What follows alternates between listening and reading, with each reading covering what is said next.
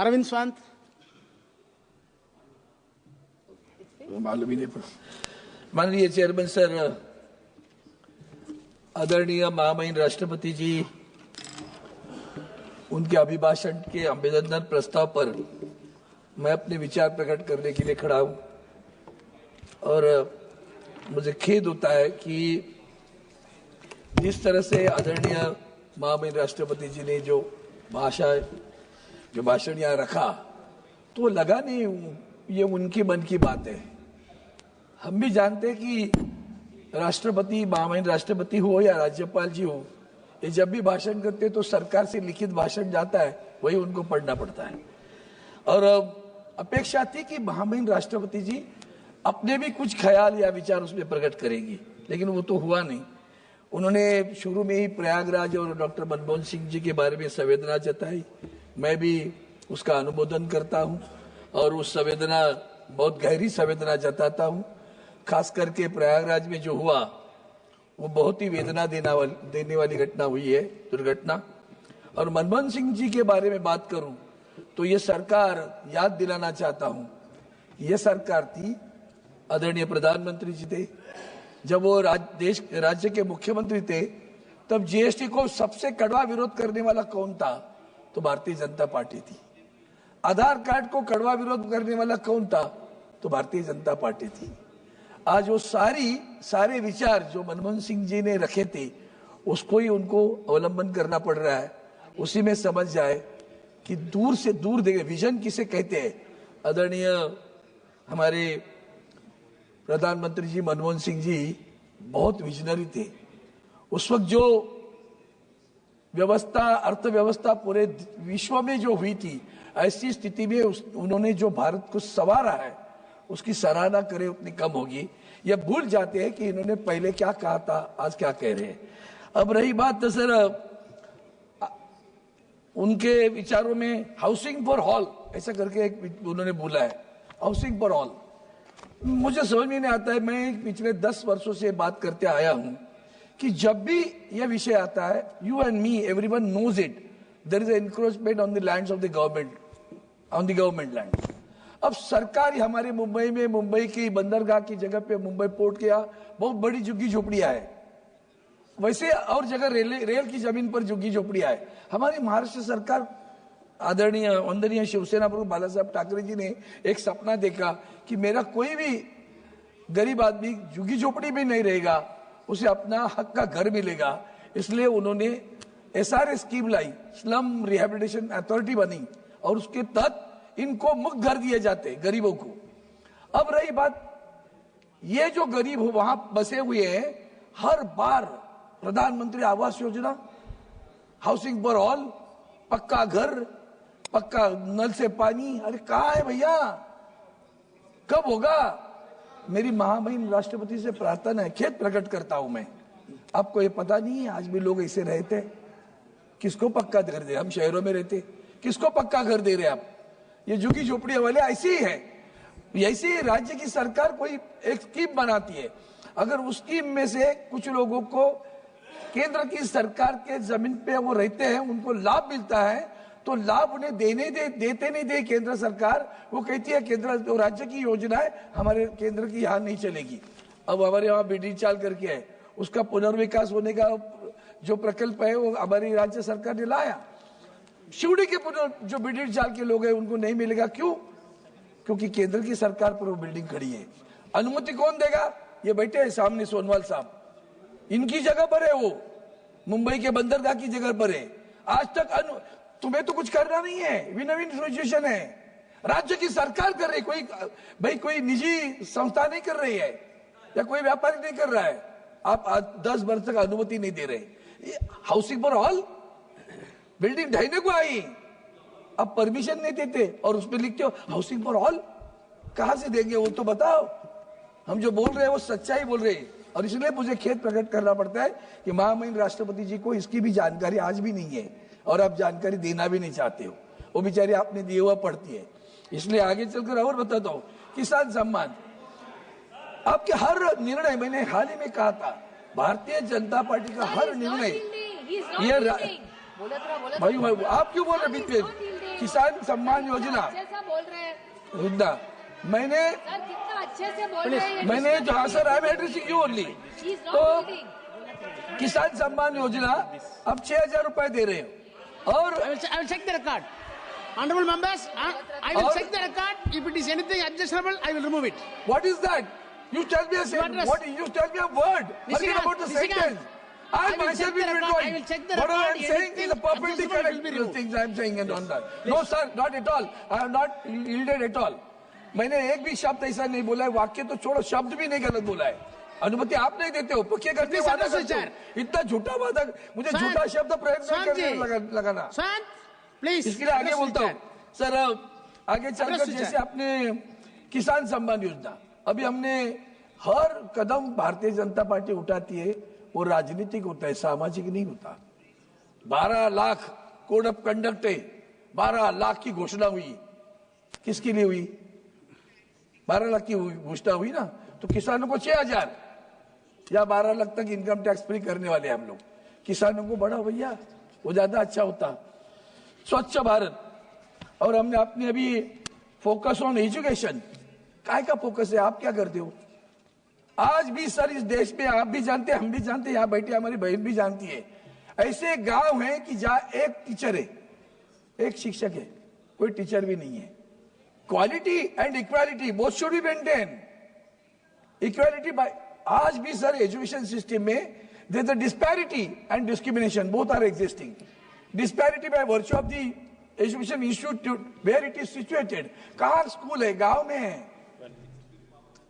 वो कोविड के समय में डिजिटल चल रहा था ना, वो नेटवर्क भी नहीं मिलता था, क्या गांव में पढ़ाएंगे? वो एक टीचर है, एक ही क्लास में फर्स्ट सेकंड थर्ड फोर्थ बैठे हैं सब बच्चे।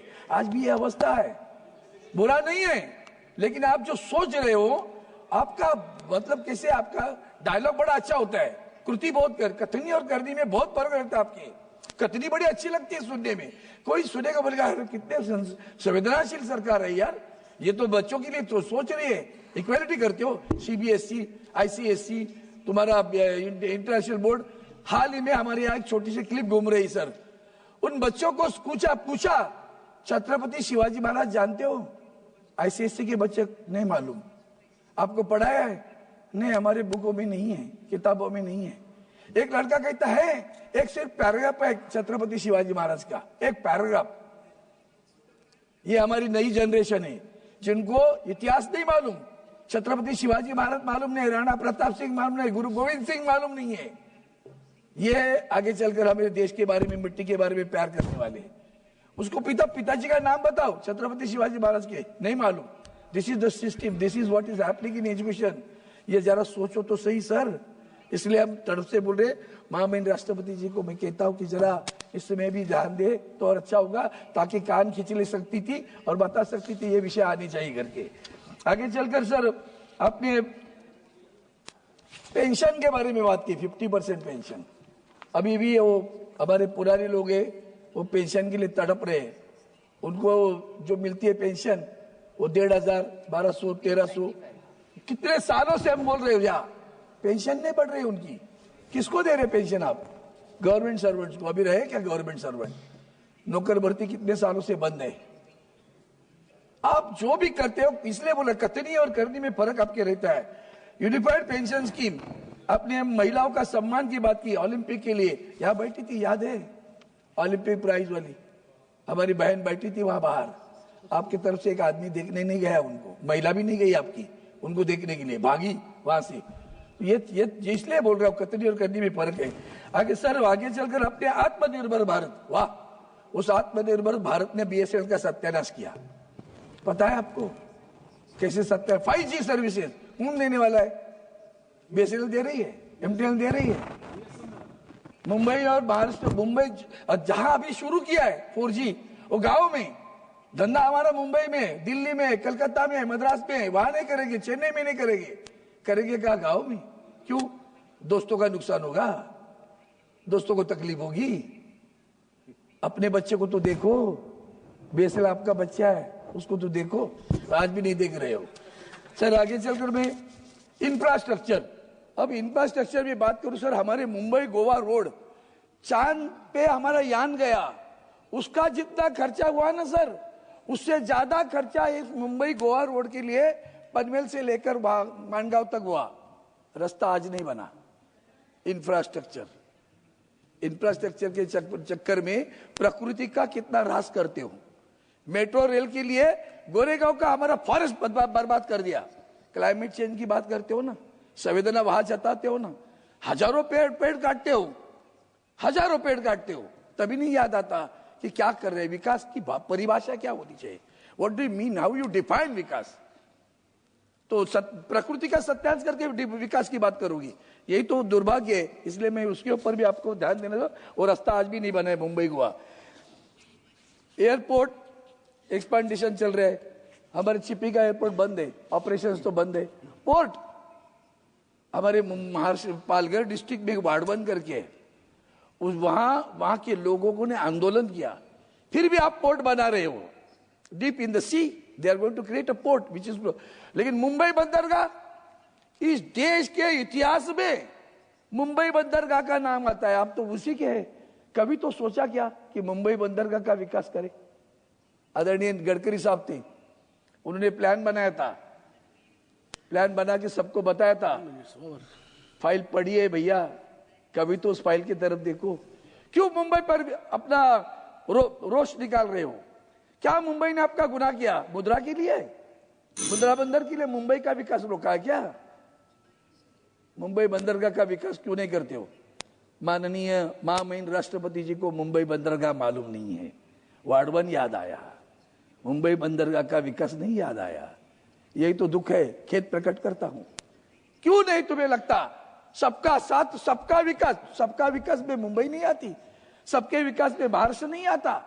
महाराष्ट्र सारी कंपनियां लेके गुजरात में जाते हो, विकास की बात याद नहीं आती? छीन के क्यों लेके जाते हो आप? और 10 कारखाने गुजरात में खड़े करो, हमें कोई बुरा नहीं लगेगा, हमारे एक राज्य आगे चलेगा। तो महाराष्ट्र से छीन कर लेके जाते हो। मुंबई पूरे वर्ष विश्व में जानती है कमर्शियल सेंटर है, IFSC international financial service centre, उसका ऑफिस वहां बनने वाला था मुंबई में। गुजरात गिफ्ट सिटी को गिफ्ट दे दिया आपने, सारे कारखाने वहां लेके गए आप। ये विकास समान विकास है, सबका साथ है, सबका विकास है? क्यों कर रहे हैं आप? और ये आपको पता नहीं है, ऐसे मत समझो। मुंबई बंदरगाह का विकास, अफोर्डेबल हेल्थ केयर, चलिए मुंबई के हमारे डॉक्टर साहब आज में बैठे, हमारी मुंबई में महानगर पालिका का बड़े हॉस्पिटल है, वो GS मेडिकल कॉलेज में एडमिशन के लिए बच्चे तड़पते हैं। आज ऐसी हालत है, दवा नहीं दे सकते, मुफ्त दवा बंद है, दवा नहीं मिल रही है।